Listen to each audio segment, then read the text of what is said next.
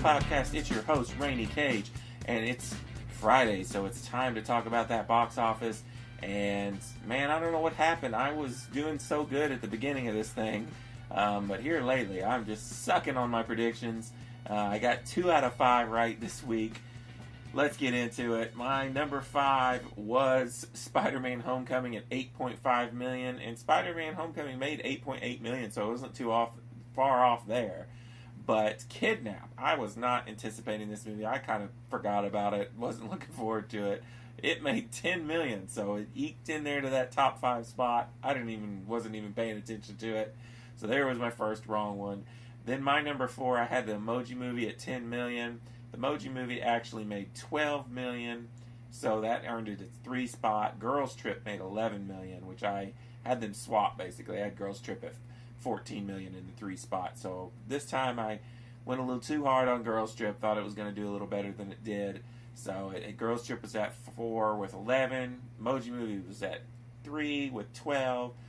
Then I started to get some right. I got Dunkirk, $17 million. That's exactly what it was. Dunkirk made $17.1 million in that number 2 spot. So at least I got something right there. And then The Dark Tower, I picked it at number 1 with $20 million. And it was at number 1 with $19.1 million, so I was pretty close on that one too. I figure Dark Tower is going to drop pretty quickly and out of the top 5 pretty dang quick. This will probably be the last week that it's going to be in the top 5. So let's get into this week. I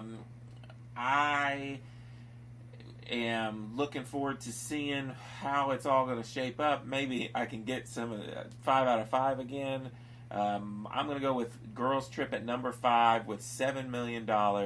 That's going to be a 40% drop, which I think is about right in line. I mean, Girls Trip did a 42% drop last week, so I'm thinking it's going to hold that 5 spot with $7 million.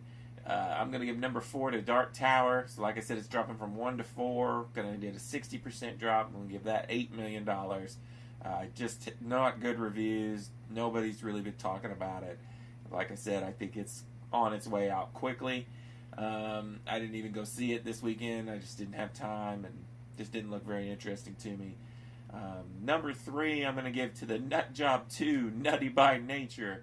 I feel like, I don't even know why they're making a sequel to this. The first one didn't make any money. It was a horrible movie.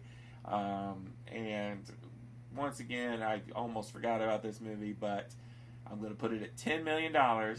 So basically, I'm going with what Kidnap did last week. I think Nutjob will do $10 million and earn that 30 spot.